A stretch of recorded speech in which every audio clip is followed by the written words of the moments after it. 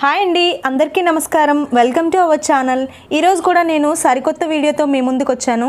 అయితే ద్వారకా నగరాన్ని శ్రీకృష్ణుడు ఎన్ని రోజులు పాలించాడో తెలుసుకుందాం. ద్వాపర యుగంలో శ్రీకృష్ణుడు ద్వారకను కేంద్రంగా చేసుకొని రాజ్యాన్ని పాలించాడు. ద్వాపర యుగంలోనే మహాభారత యుద్ధం జరిగిందని పురాణాలు చెబుతున్నాయి. అయితే ఈ సమయంలో కురుక్షేత్రంలో వినాశకరమైన యుద్ధానికి దారితీసిన పాండవులు మరియు వారి దాయాదులైన కౌరవుల మధ్య వివాదంలో కృష్ణుడు ప్రధాన పాత్ర పోషిస్తాడు. అసలు ద్వారకను శ్రీకృష్ణుడు ఎన్ని సంవత్సరాలు పరిపాలించాడు? శ్రీకృష్ణుడు పాలించిన ఈ నగరం ఎందుకు నీట మునిగింది? అందుకు గల కారణాలేంటి? ద్వారక సముద్ర గర్భంలో చేరకముందు అక్కడ ఏం జరిగింది? మొదలైన విషయాలన్నీ ఈ వీడియోలో మనం తెలుసుకుందాం. అయితే వీడియోలోకి వెళ్ళే ముందు ఎప్పటిలాగే నాదొక చిన్న రిక్వెస్ట్. అదేంటంటే, నా ఛానల్ని కొత్తగా చూస్తున్న వాళ్ళైతే తప్పకుండా సబ్స్క్రైబ్ చేసుకోండి. ఎందుకంటే మరిన్ని మంచి విషయాలు, డివోషనల్ స్టోరీస్, అలాగే మంచి మంచి మారల్ స్టోరీస్ అన్నీ నా ఛానల్లో దొరుకుతాయి. అలాగే వీడియోని చివరి వరకు చూసి వీడియో నచ్చినట్టయితే తప్పకుండా లైక్ చేసి మీ ఫ్రెండ్స్ అండ్ ఫ్యామిలీ మెంబర్స్కి షేర్ చేయండి. ఇక వీడియోలోకి వెళ్ళిపోదాం. కృష్ణుడు మరియు బలరాముడు 36 సంవత్సరాలు ద్వారకను పాలించారని పురాణాల ద్వారా తెలుస్తుంది. ద్వాపర యుగంలో శ్రీకృష్ణుడు పాలించిన మహానగరం ద్వారక ఇప్పుడు సముద్రంలో ఉంది. కానీ భారత ఇతిహాసాలకు బలాన్ని చేకూర్చే ఆనవాళ్ళు ఎన్నో ఇప్పటికీ పదిలంగానే ఉన్నాయి. ఇంతకీ ద్వారక నీట మునిగిపోవడానికి కారణాలేంటి? వాటిలో ముఖ్యమైనవి 3 ప్రధానంగా. అందులో ఒకటి గాంధారి శాపం, రెండవది ముసలం, మూడవది అవతార పరిసమాప్తి. అయితే ఏమిటి గాంధార శాపం? దాని గురించి తెలుసుకుందాం. కురుక్షేత్ర మహాసంగ్రామంలో తన సంతానాన్ని పోగొట్టుకున్న గాంధారి ఏడుపు యుద్ధ భూమిలో నుంచి వినిపిస్తుంది.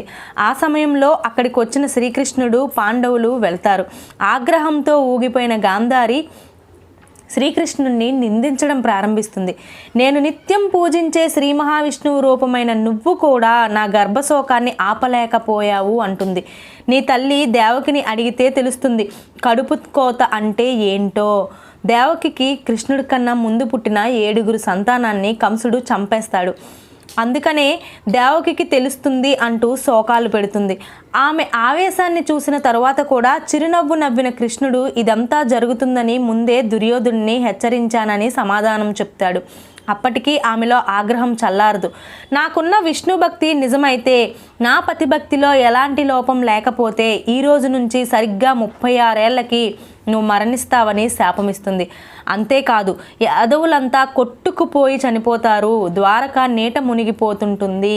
అప్పటికి కానీ ఆమె ఆవేశం చల్లారదు. ఆ తరువాత వెంటనే తాను చేసిన తప్పు తెలుసుకొని కృష్ణుడికి పాదాలపై పడి ఏడుస్తూ ఉంటుంది. కానీ ఆ శాపాన్ని అంగీకరిస్తున్నా అని చెప్తాడు కృష్ణుడు. ఈ శాప ఫలితంగానే కృష్ణుడు ద్వారకను 36 ఏళ్ళు మాత్రమే పరిపాలించాడట. ఇక రెండవది ముసలం. కురుక్షేత్రమైన తర్వాత ద్వారక చేరుకున్న కృష్ణుడు సంతోషంగా కాలం గలిపాడు. శ్రీకృష్ణుడు జాంబవతికి పుట్టిన కొడుకే సాంబుడు. ఈసారి శ్రీకృష్ణుడు దర్శనార్థం ద్వారకకు వచ్చిన సప్త ఋషులను ఆట పట్టిస్తాడు సాంబుడు.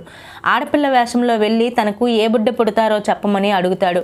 అసలు విషయం తెలిసి ఆగ్రహించిన సప్తర్షులు యాదవ వంశాన్ని నాశనం చేసే ముసలం వీడి కడుపున పుడుతుందని శపించి వెనక్కి వెళ్ళిపోతారు. ఆ తరువాత ఈ శాపం గురించి తెలుసుకున్న కృష్ణుడు ఇది జరగక తప్పదు అనుకుంటాడు. ఆ తర్వాత సాంబుడు కడుపులో నుంచి రోకలి పుడుతుంది. శ్రీకృష్ణుడి ఆజ్ఞ మేరకు ఆ రోకల్ని పిండి చేసి సముద్రంలో కలిపేస్తారు యాదవులు. కానీ గాంధారి శాపం, మహర్షుల శాపం నుంచి తప్పించుకోవడం సాధ్యం కాదు కదా. రోకలి పుట్టినప్పటి నుంచి ద్వారకలో వాతావరణం మారిపోయింది. ఊహించని ఉత్పాతాలు చుట్టుముట్టడం మొదలెట్టాయి. రాత్రి వేళల్లో చిలుకలు గుడ్లగోబల్లా అరవడం, పగలు మేకలు నక్కల్లా అరవడం, ఆవులకు గాడిదలు, ముంగిసలకు ఎలుకలు పుట్టడం జరిగింది. శ్రీకృష్ణ బలరామ సోదరులు మినహా మిగిలిన యాదవులంతా ఒకరినొకరు హింసించుకోవడం మొదలెట్టారు. స్త్రీలు సిగ్గువిడిసి సంచరించారు. అప్పుడే వండిన ఆహార పదార్థాల్లో నుంచి పురుగులు వచ్చాయి.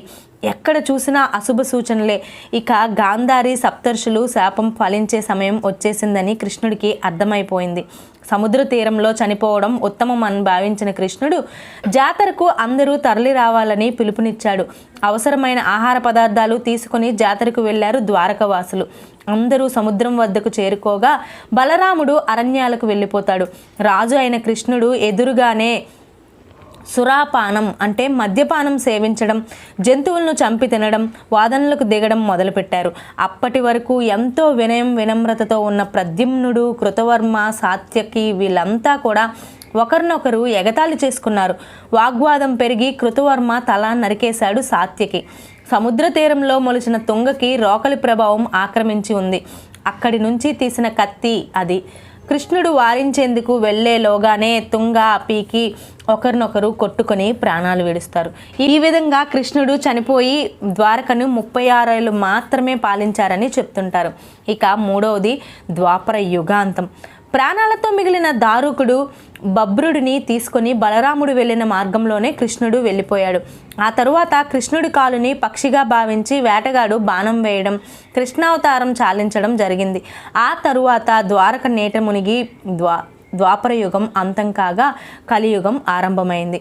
ఈ విధంగా శ్రీకృష్ణుడు ద్వారకని 36 ఏళ్ళు మాత్రమే పాలించాడు అని పురాణ ఇతిహాసాలు చెప్తున్నాయి. సో ఈ వీడియో మీకు నచ్చిందని అనుకుంటున్నాను. ఈ వీడియో మీకు నచ్చినట్టయితే తప్పకుండా లైక్ చేయండి. ఎందుకంటే మీరు ఇచ్చే లైక్స్ వల్ల ఈ వీడియో మరింత మందికి చేరువవుతుంది. సో చాలామంది తెలియని వాళ్ళు తెలుసుకుంటారు. సో మీరు కూడా మీ ఫ్రెండ్స్ అండ్ ఫ్యామిలీ మెంబర్స్కి షేర్ చేయండి. Thanks for watching. మరో మంచి డివోషనల్ స్టోరీతో మీ ముందుంటాను.